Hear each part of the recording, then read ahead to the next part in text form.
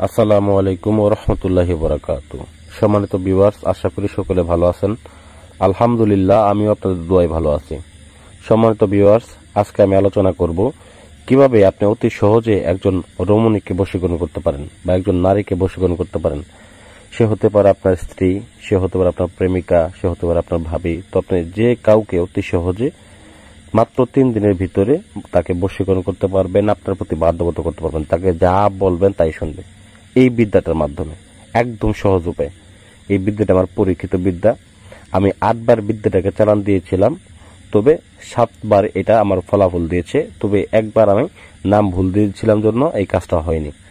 তো যাই হোক, তো এই কাজটাকে কিভাবে করবেন এখন আমি পূর্ণাঙ্গ নিয়মে আপনাদেরকে বলে দিব। তো প্রথমে আপনারা আমার চ্যানেলটাকে অবশ্যই সাবস্ক্রাইব করে নেবেন এবং পাশে থাকা বেল বাটনটি বাজিয়ে দিবেন। তো দেখেন, স্ক্রিনের ভিতরে আমি একটা আসনের ভিতরে বসেছি। আসনের ভিতরে দেখেন এখানে অনেকগুলা সামগ্রী রয়েছে। তো আমার যে সামগ্রীগুলা, এগুলা খুব দামি দামি জিনিস। তো এইগুলো আমি নিজ হাতে বানিয়ে নিয়েছি। দেখেন, তামার কিছু কাজ আছে, কাঁসার কিছু জিনিসপত্র আছে। এইগুলো প্রত্যেকটা কাঁসার জিনিসগুলো আমরা বানিয়ে নিয়েছি। তামার কিছু জিনিস আছে, ওইগুলো বানিয়ে নিয়েছি নিজের হাতে। তো যাই হোক, এখন যে আমার যে আসনটা, এটা একটা সিম্পল আসন। বিশেষ করে একটা বড় কাজ করার ক্ষেত্রে আমরা এর থেকে ভয়াবহ আসন করি। তো আপনারাও এরকম একটা সিম্পল আসনের মধ্যে আপনারা কাজ করতে পারবেন। তো বিশেষ করে এই কাজটা করার জন্য কি কি করবেন প্রথম থেকে বলি। যে কোনো শনিবার এবং বুধবার এবং মঙ্গলবার, এই 3টা দিন করতে পারবেন। শনিবার, মঙ্গলবার, বুধবার, এই 3টা দিন আপনারা এই কাজটাকে করতে পারবেন। এই কাজটা করার জন্য অবশ্যই যার জন্য করবেন তার নাম এবং তার মায়ের নাম লাগবে, যদি মেয়ে হয়। আর যদি ছেলে হয়ে থাকে তবে সেক্ষেত্রে আপনার ছেলের নাম এবং ছেলের বাবার নাম সংগ্রহ করবেন। তো বেশিরভাগ ক্ষেত্রে এটা মেয়ের ক্ষেত্রে প্রয়োগ করেছে আমি, কোনো ছেলের ক্ষেত্রে এখনো প্রয়োগ করিনি। তবে ছেলেদের ক্ষেত্রে বলতে পারবো না ছেলেদের ক্ষেত্রে হবে কিনা।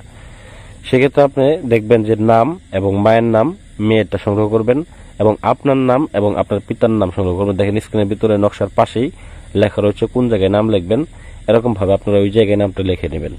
তো জিনিসপত্রের মধ্যে কি কি লাগবে? জিনিসপত্রের মধ্যে আপনার লাগতেছে এটা ভুজ পেপার লাগবে। একদম ভুজ পেপার আপনারা সুলভ মূল্যে বাজারে পেয়ে যাবেন, একদম কম দামে। আপনি এই কাজটা করতে গেলে একদম কম খরচেই হয়ে যাবে, ঠিক আছে? তবে এই কাজটা যদি আপনি জিন চালানোর মাধ্যমে করেন তবে সেক্ষেত্রে খরচ একটু বেশি হবে। তো যাই হোক, আমি শর্টকাটে ভিডিওটা আপনাদেরকে বলে দিতেছি। আমি শ্মশান ঘাটিতে আছি, আসলে বেশি রাতে মানে কাজ করে আমি ক্লান্ত। তো দেখেন, কাজ করার পর আমি আপনাদেরকে এটা বলে দিতেছি। আপনারা অবশ্যই আমার ভিডিওটা একটা লাইক করে দেবেন। তো দেখেন, এখানে যে নামটা রয়েছে, নামের জায়গায় অবশ্যই শুদ্ধভাবে নামটাকে লিখবেন। নামের ক্ষেত্রটাকে নির্ণয় করে লিখবেন। আর যদি ক্ষেত্র নির্ণয় করতে না পারে শুধু নামই লিখে দিবেন, সমস্যা নাই। ভুজ পেপারের উপরে আপনারা জাফরান কালি দ্বারা এই নকশাটাকে অঙ্কন করবেন এবং পরিশেষে আপনারা এই যে নকশাটাকে লেখার পরে, ভুজ পেপারে লেখার পরে জাফরান কালি দ্বারা, তারপর আপনারা এটাকে একটা তাবিজের মধ্যে ভরে নেবেন। লোহার তাবিজ, একদম সিম্পল ভাবে একটা লোহার তাবিজ কিনে আনবেন। 5 টাকা 10 টাকা নেবে। নিয়ে আপনারা এই তাবিজের ভিতরে নকশাটাকে ভরবেন। ভরে পরিশেষে এই যে একটা পুতুল নেবেন, মাটির পুতুল হোক বা খেলনা পুতুল হোক। পুতুল নেওয়ার পরে এই পুতুলটার গায়ের ভিতরে আপনারা ঢুকিয়ে দিতে পারেন অথবা তাবিজটা গলায় বেঁধে দিতে পারেন, সেক্ষেত্রে কোনো সমস্যা নেই।